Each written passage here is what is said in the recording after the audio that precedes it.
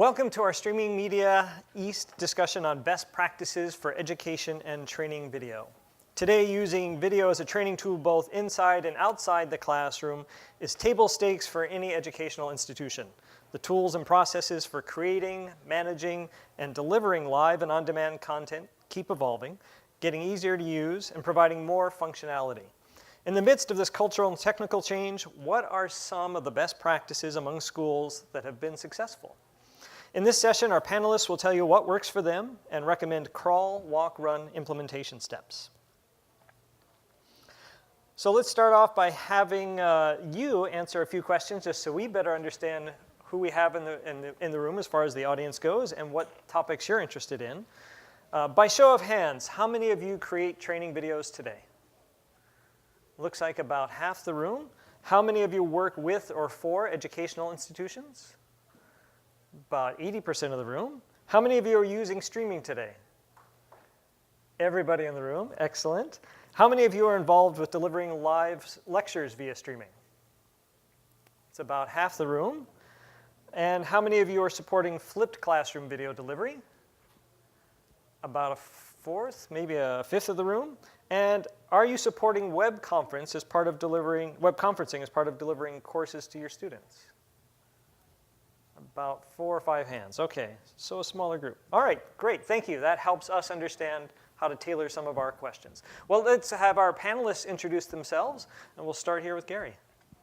Hi, I'm Gary San Angel. I'm with the University of Southern California at the Keck School of Medicine. And because we're in academia, we love acronyms, as you know, and I'm also with the SE-CTSI, which is the Southern California Clinical and Translational Science Institute. Hi everyone, thank you for attending. My name's Christopher Martin. I'm with the University of Pennsylvania in Philadelphia, about 90 minutes by Amtrak south of here. I work specifically for the School of Arts and Sciences and the Kelly Writers House, where we host and stream daily live events from our Arts Cafe event space. And we also host a whole ton of videos for online classes, for faculty projects, and for the various websites that we have on campus. My name is Derek Freeman. I'm a webcast producer at The Ohio State University Wexner Medical Center. I work in our Center for Continuing Medical Education, and we have a CME webcast that we manage, as well as provide support for subscribing hospitals to our program, as well as viewers provide that type of technical support. Great, thank you. And my name is Chris Knowlton. I work for a company called Blue Frame Technology, the sports broadcasting made easy company. All right, panelists, let's get started. Can you each please briefly describe the streaming media usage scenarios that you work with in your roles and the high-level goals that guide your streaming plans? Gary, you want to start? So we do a number of things, but one of the things that I'll be focusing on is Facebook Live and how we've been using Facebook Live as a show for online mentoring called ESCAPE, Education and Science Career Pathways, and I'll kind of run you through our setup.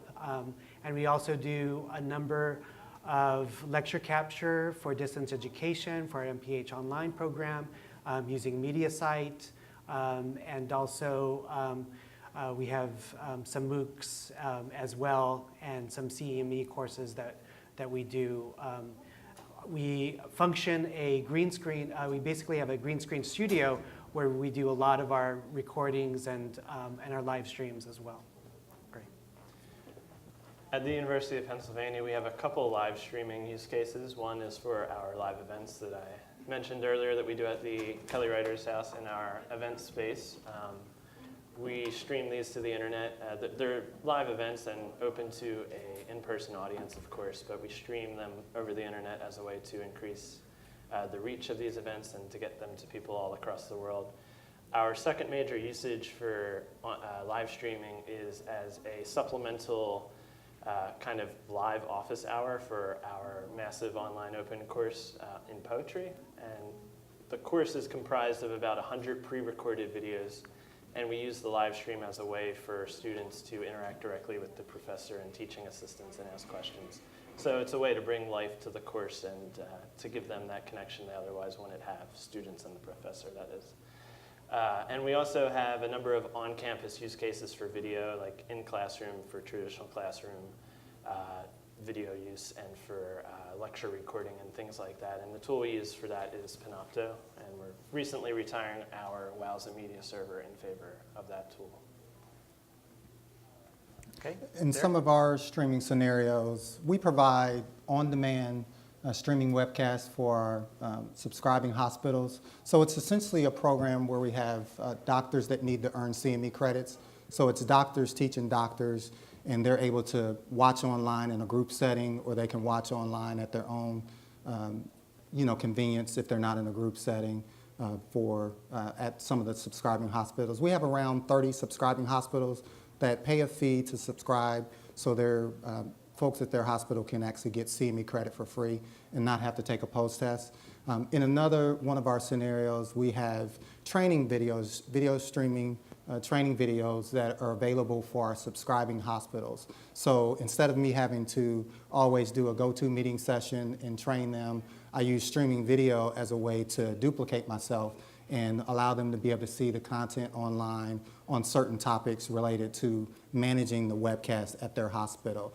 And then we also have video snippets that we have, 3 to 5 minute video snippets that we have of YouTube showing the first portion of our webcast that we have. And then we'll also provide a podcast in another way to deliver our webcast in another format, for folks that want to listen on the go.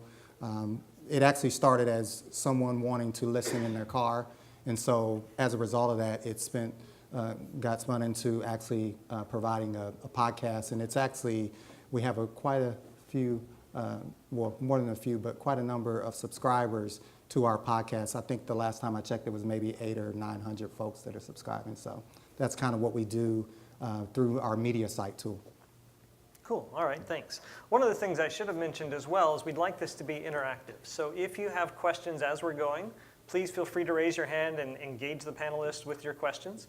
We'll also leave a little bit of time at the end if nobody speaks up during the session for you to ask questions at that time. But again, I encourage you to jump in at any time if you have a question about what the panelists are saying, so you can ask it right then. Go ahead, sir. Chris, why did you move away from Wowza to Panopto? Great question. We were running our own Wowza media server on campus, and frankly, part one is the folks in our IT group who originally built the front-end interface for it are no longer with us. Well, no longer at the university. They're still alive. They're no longer in our group at the university, so nobody really knows how to maintain this thing going forward. And we're kind of going with more of a cloud-first approach so that we don't have to worry about running our own in-house server and paying for it and keeping it patched and all that stuff. We like Wowza a lot, but Panopto offers a number of benefits that I'll get into later in the presentation that we really like. So. And for the folks at home, the question was, why did you move from Wowza to Panopto? Any other questions before we move on? Okay, well, I've asked each of the panelists to put together a few slides that actually give you a visual representation of one or two of the scenarios that they focus on. I'm going to bring those up and have them go ahead and walk you through what those are and explain. It'll be hard for you guys to see what's actually up on the board, won't it? No. I'll be fine. I can. Well, let's see how we do. Okay.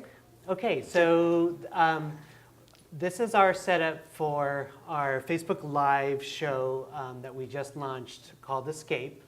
We just launched it about a couple months ago. And so the key critical pieces here is using Telestream Wirecast as our video switcher. And we get our camera feeds, our 4K camera feeds, into Wirecast through the Blackmagic DeckLink card. And then we have the New Blue FX Titler Live that allows us to have immediate Facebook comments, Facebook polling, Facebook reactions during our show. And then that gets all sent through the Wowza Clearcaster. And we have the talent view, which actually You can see the confidence monitors that our host and co-hosts can see. They can see the social media feed, feedback and reaction, as well as themselves in that image. And then it goes all the way out to Facebook Live. And because it is a certified appliance of Facebook, we do have 1080/30 on the stream. Great, thank you. Did you want to go into the video right now? Oh, yes. Okay. And, yeah, let's Do you jump want right to set in. it up or just go right into And, it? and you can see a quick example of little taste of the show. Okay.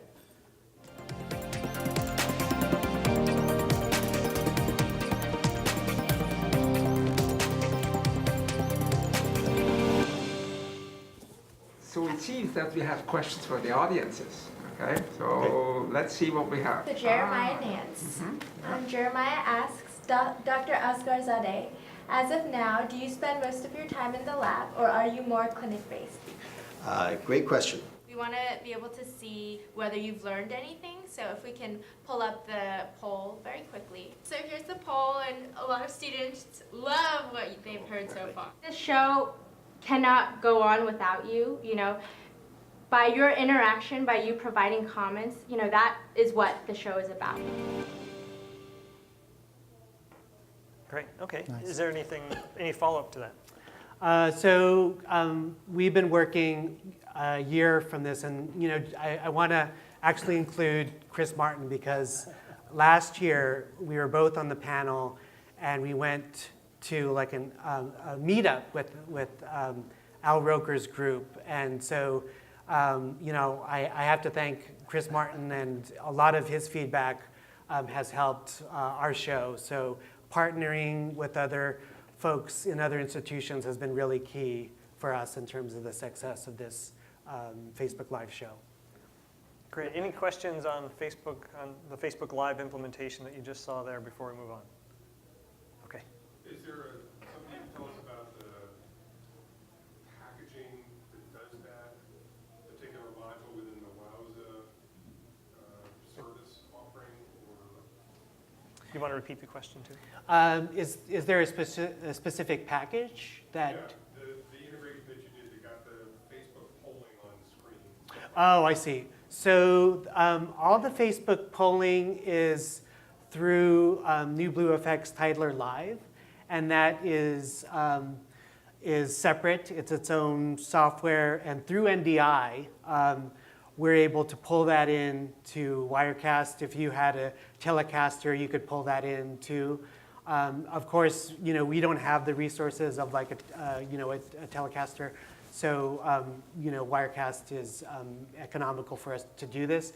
Also, just in addition, when you stream through Wirecast, you only get 720p. So with the Clearcaster, it really allows you almost turnkey integration right into Facebook Live, and you do get that bump in resolution at 1080/30. Clearcaster is a Wowza product? Clearcaster is a Wowza product, correct. It's a Wowza appliance. Yes, sir. I heard on a panel this morning that streaming to Facebook, they sort of force exclusivity, like you can't simulcast to another. Have you looked into any other stations at all, or is that? Yeah, so the question is, one of our audience members heard this morning that Facebook requires exclusivity, that you can't simulcast to other social media sites and the like, and wondered about how you solve for that. That is very true. That is part of their requests. I honestly don't know how they would, but I'm sure they would find out if you had some content elsewhere. So I don't know if, I know we were talking about that earlier at lunch, and that was something that is definitely true. Yeah, it's been That's your destination anyway, Yes. though, so you don't really care, I guess, right? Right, for a lot of people, if that's the primary destination, right, it's not an issue. And you can, by their terms, I believe, you can also go to your own website. So if you have your website and Facebook Live, that's okay. I think it's when you go to other sort of competing social media type sites like YouTube Live, perhaps, that it becomes an issue. So a lot of, so Blue Frame, for instance, has a lot of customers going to both to Facebook as well as to their own sites, and that's perfectly valid. Any other questions? Okay, let's go on to Chris and what he's got for us in terms of workflows. Sure. So I just want to talk a little bit very briefly about the current studio setup we have for our live event space. And we've been using a more simple version of this setup, but I just want to show kind of how it's grown from over the past 4 or 5 years, I guess. We started with just one camera, one capture card into a Mac Pro running Wirecast and outputting to YouTube Live or Facebook Live and recording to disk for sure. This setup is what we've been using for a few years now. I just wanted to show it to you to get an idea where we're coming from because we're just about to re-outfit our space now, and I'll show that setup. We can move forward. So we're moving to a much more interesting, complicated, complex setup a little bit, I would say. Instead of, since we're using a live event space, we're moving to a more pan-tilt zoom camera setup. So we have 3 Panasonic AW-HE40SW cameras. I thought the session was going to be over before I could finish saying the name of that product. Those output HD signal, SDI, and we run those immediately through Blackmagic HyperDeck recording devices. So that way, if anything else in the chain fails, hopefully not, we'll at least have a recording of each of our 3 camera sources, and each of those PTZ cams are controlled by a Panasonic RP50 control device. What's interesting to me is that the PTZ cameras are outputting an SDI, but the PTZ functionality is actually over IP. So in addition to being connected via SDI, they're also connected to the network. From there, we're running into kind of the quarterback of the system, and that is the Blackmagic Design ATEM1 ME Production Studio 4K, and that manages all of our various sources. And that's the rack mount unit we see in the middle of the diagram? Right, that's the rack mount unit that everything is kind of plugging into in the center there. In addition to the camera sources, we also sometimes do Google Hangouts or Skype to bring in remote participants. This is when we want to bring in maybe a teaching assistants from across the world. If we want to take phone calls, maybe over Skype, we can do it through this method, or if we just want to bring in maybe a professor from across the world or something like that. We have a laptop that we also will capture through this rack mount Blackmagic device. We also have a controller for that Blackmagic device, the Blackmagic ATEM1 ME Advanced Panel Control Surface. We opted to get the control surface just because we like the idea of having hardware for that. You can also control the Blackmagic Production Studio through a software interface if you'd like. We output all of this through another HyperDeck Studio so that we have a polished product that we can record before we send that out to the internet. We capture into the Mac Pro via the Blackmagic Ultra Studio Mini Recorder. And then we use Wirecast, which has been really rock solid for many years for us to output to YouTube Live, Facebook Live, Periscope, or to whatever streaming server we might want to output to. Traditionally, we use YouTube or Facebook Live. Are you normally going to just one destination? Usually, we'll just do we'll use Facebook Live or YouTube Live and record it. Okay. Are you ever going to multiple destinations where you actually have to send 2 streams out? Definitely, definitely. We have done YouTube and Facebook Live in the past. I didn't realize that was part of the terms and conditions. So we have done that, and I'm not going to promote that here today, but we might have done that in the past once or twice. Okay. So you're not doing any cloud syndication or anything, it's just going directly to those endpoints? Correct. No cloud encoding. Wirecast is taking all of that and doing it for us. And you've got the upstream bandwidth to accommodate multiple streams out? Luckily, we have a great network at Penn, and the Mac Pro is able to handle it without breaking a sweat. Right. So, okay.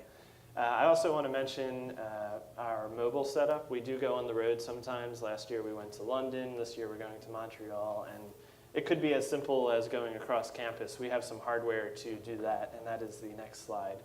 So just to show you something that we've optimized for kind of mobile functionality in mind. And not mobile as in anywhere through a cellular connection or something like that. I mean, like, we're still relying on Ethernet, but if we want to go to some place else, we have this setup that can fit into a couple duffel bags.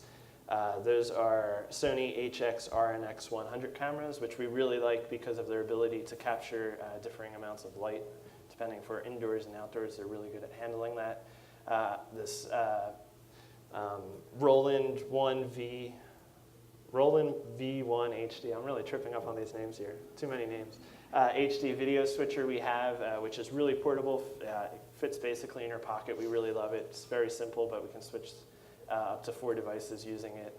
And we take all that and go into a Matrox Monarch HDX box, which allows us to do up to 2 things at a time, such as YouTube Live and Facebook Live, or YouTube and record. And it's worked really well for us as a, throw in a duffel bag and go somewhere else and do a live webcast type thing. Cool. All right, thanks. Sure. What formats does the Roland box take? There is both an HDMI and an SDI model. Neither one features both. There might be a newer model that does, but at least as far as I know, there were 2 separate models, and you would pick your poison. Oh, which one? The SDI version has 2 HDMI. Oh, it does? Okay. We're using the HDMI one, so. Okay, Good- and so good- the, good and the knowledge. comment for the folks at home is that the SDI version also features 2 HDMI inputs Right. of that So- Roland panel. Sure. Okay, Yeah. cool. And The name of the camera again, Sony specifically? Oh, sure. It's the, I'm glad I wrote it down. Sony HX-RNX-100. you mentioned on the IP cameras, the PTZ cameras, I think, that they were both SDI out, but then IP for the control. Yes. Do you have any PTZs that are just IP out? Not at the moment. Okay. No. Yeah, right now we wanted to stick with SDI because we felt we could get a better quality video out of the camera rather than going over the network. Yeah. And that we wouldn't have to compress the signal or do anything like that until the time of encoding compression. Okay, great. Any other questions for Christopher? All right. Derek, shall we move on to yours? Okay. So for our setup, this is a diagram. We have a full production studio setup in our television station, WOSU, that actually does all of our recording. So we have a director, we have an audio operator, as you can see there. We don't have to have camera folks because we have robotic cameras that you see in there. And then we have a teleprompter operator, as well as someone to advance our PowerPoint slides. So you can see the camera set up there. We have the person that's manning the audio, and then we're using the Aja to actually control our video playback. So what the video is used for is if we have medical videos or surgical videos that we want to show, or any other type of video of a procedure, we're able to show those videos during the webcast. And our webcast we basically treat it as a live webcast, but we just record it and just provide it as on demand for delivery once we upload it. So there's some things that we do in post, like adding chapter points and other things to make it a little bit better, but we really focus on the on-demand webcast. So when folks go to watch it, they can actually see the videos actually show up in the webcast as well. So all of those 3 sources that you see there on the left-hand side are fed into our production switcher that we're using. And then from there, that production switcher goes into our box, our media site recorder, which serves as our webcast recorder. And then we also have our PowerPoint slides that are actually synced to the video of the person giving their slides. So if you're ever in a situation where you need to have PowerPoint as well as have that PowerPoint sync the slide to your video, this solution is really great to be able to do that. If you implement it, it'll cost you a little bit of money up front, but it's really helpful because it'll make your life easier. And you'll hear a little bit more about that as I talk a little bit later in the presentation. Once we have our webcast recorded, it's basically uploaded into our media site management console, which serves as our content management system for our webcast, and we're able to do additional things such as set up a podcast, make it private, or make it viewable to everyone. So we're able to do a lot more there. And then once we have the video link from our media site management console, we provide that link within our learning management system there, listed in the box. And then folks can actually go to our website and log in, and even if they're not logged in, they can see the webcast. They just need to log in if they want to get CME credit for the program. And then all of those experiences for our webcasts are delivered for computers as well as iOS and Android devices. Great. Did you want to go to the studio shot now? Oh, I'm sorry. Yes. Let's. So this is just a shot of what the studio looks like. I just wanted to give you a representation. So this is the level that we're at, but you could always, if you wanted to do just a crawl step, you could do another camera or have someone just on a camera. But this is, we just do a full studio. It makes it a nicer presentation, and it makes it more appealing for the different subscribing hospitals that subscribe to the program. I do want to show one more slide here. This is just, so I may have talked about this workflow. This is our workflow of training videos. So essentially what we're doing is screen capture using a tool that we have university-wide, which is through Sonic Foundry and its media site. So the media site software allows us to capture whatever's being shown on the computer, and then I'm able to capture audio from a headset and just do video tutorials in a sense, but have that as in webcast form. So individuals can actually go online and watch the webcast at any time, 24/7. And then I'm able to manage it through my media site, which you see there in the diagram. And then that delivers also, similar to what I mentioned earlier, to computers as well as tablets and devices. Great. Thank you.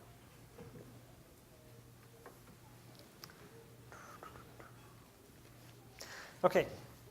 So for the video workflows that each of you just described, do you find that your workflows are getting more complicated, or they're getting simpler, and both from an administrative standpoint and from whoever is actually in charge of creating the content, whether it be you or, say, professors have to create content, is it getting easier for them and maybe even for the viewers to consume? What are your thoughts on that?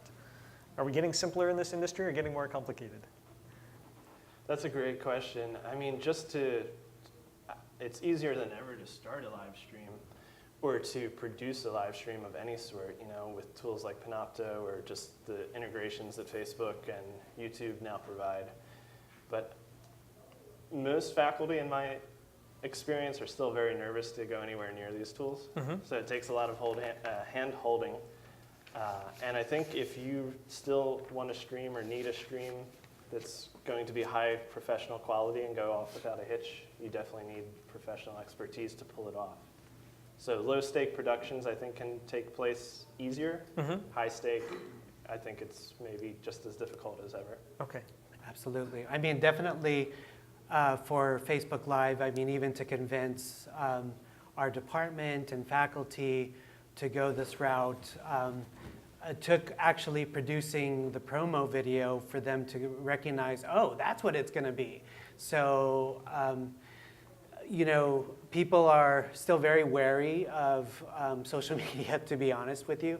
But when they understand how effective it can be in terms of outreach, in terms of bringing more students, especially when it comes to distance education, which is a huge and growing part of every academic institution, they're beginning to embrace the idea of having folks like us as content producers tweaking and making content that looks more like you would see on television, but in an educational context. And I noticed that for students, it's very easy to consume the content.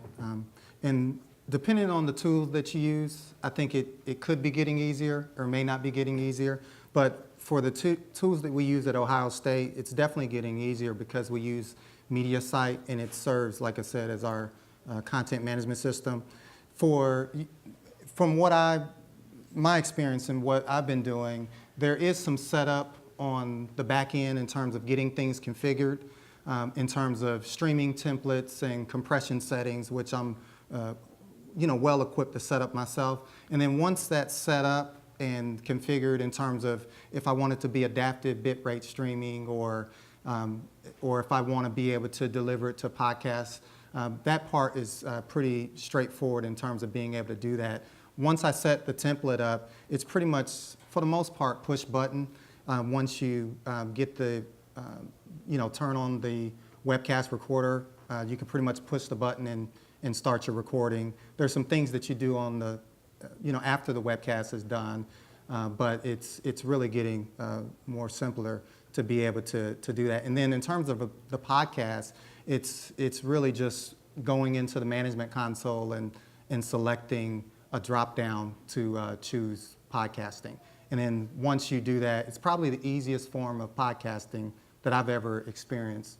And I've been used to doing podcasts manually by hand by uploading files to a blog. And it's definitely easier to do with tools such as this. And this is just one example of one of the tools that's out there. But you pay a little bit more money, but it makes your life easier in the long run if you're the worker bee that's managing it.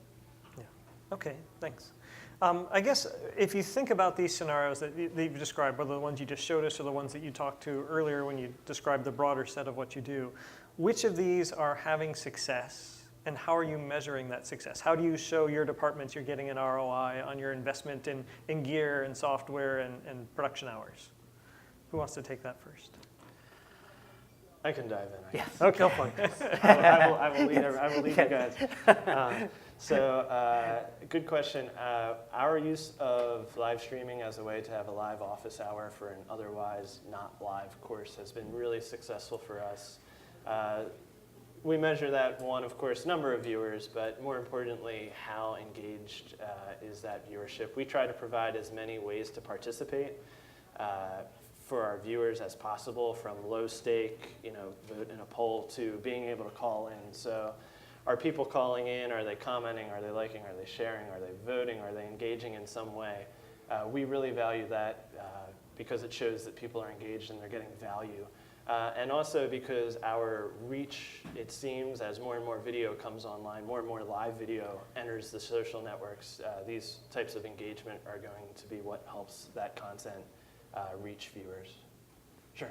Hey, Chris, can you describe just a little more elaborately what that live office hours is really like? What do we see? What do we hear? And repeat the question. Sure. The question was, what is the live office hour kind of like? What are we seeing? What are we hearing? The teacher of our poetry course is kind of the ringleader, and he is on camera with several teaching assistants. And we provide as many outlets as possible for our students to kind of guide the discussion, ask questions. We'll monitor social media, and we'll respond directly to what people are asking. And we'll go into the discussion forums that our class has and pick out things that people are saying, or maybe things that people are confused about, and address them head on. Okay. And I did want to add to that. We are seeing success, and we measure it usually by CME credits, the number of credits being earned by doctors or maybe even nurses that may be watching the program. And then we also look at subscribing hospitals. We can, through MediaSite, we can actually go for our webcasts and see analytics on each program. But for one of our hospitals, we may have 30 people watching in a group setting. So it might just count as one streaming view. So we just look more at the CME credits, and it's usually around 300 CME credits for each webcast that we have. Cool. So a couple things, and I'll kind of throw out on the other side, especially as we are in the middle of our Facebook show. One of the challenges has been around looking at our metrics, and initially we had really high numbers of people, and then we saw for the last shows things start to drop off a little bit, and the concern, obviously, even though we did everything we're supposed to do based on all the knowledge that we have, is it working? So one of the things we're doing now is looking at doing evaluations to our Facebook groups, and looking not only at the the metrics of number of viewers, but actually the metrics of the interactivity during the actual broadcast, and that's one of our strengths, is because we're using our Titler Live and we're doing Facebook comments, we're seeing no drop-off of the students who are participating. So it's just, we want more students involved. And one of the challenges is like, how do we convince our departments and department chairs like, hey, this is still viable, because they're always looking at numbers. So one of the things we're trying to do is basically look at content, and I think that was talked about earlier, about if you have good content, folks will come and you can build that and start from the ground running with good content. Great, thank you. So I guess briefly, are there one or two best practices that each of you might want to share as far as how you get started with some of these kinds of workflows? Or not even get started, but maybe just make it better. One of the things that I would say is that you should identify 1 to 2 individuals at your organization that will manage your streaming. One of the things, and maybe this is a tip that you can take back maybe to the powers that be, to let them know that there's going to need to be dedicated individuals that manage your streaming. Once you start doing it, you'll start to see that it really is a full-time job with streaming. So you need 1 or 2 people that can focus on that primarily. And then also keep in mind that if you're launching streaming or streaming experiences, that the day that you start providing streaming video is the day that you also start providing technical support for your streaming video. So you also need a technical support person that can actually take those calls and provide assistance to individuals that want to do streaming. But those are some basics to at least think about. Okay. Just from in terms of content creation in general, it can be expensive and time-consuming and sometimes not recreatable, especially if you have certain guests or speakers or people who are part of that recording. So just thinking about content in kind of an evergreen fashion and in a fashion of both long and short form. People tend to be very interested in the long form live content, but not so much in the on-demand long form content. So we spend a lot of time thinking about ways we can take these maybe long live events and breaking them into smaller, more digestible formats for other purposes as well. And we use these as additional outlets for bringing traffic back to our course. So we'll release highlights and clips and shorter formats from our long streams onto YouTube and link back to the source. It's very similar to what you see, like a lot of our customers are sports customers. They'll do the same thing, have a highlights reel. Even this conference, streaming media, that after the conference is done, we're capturing all of this, and the recordings will be made available in full, but also snippets, and sometimes little articles get written, and people go and see the snippet, glean something from it, and then click on the link to go see the whole session. Yeah. Gary.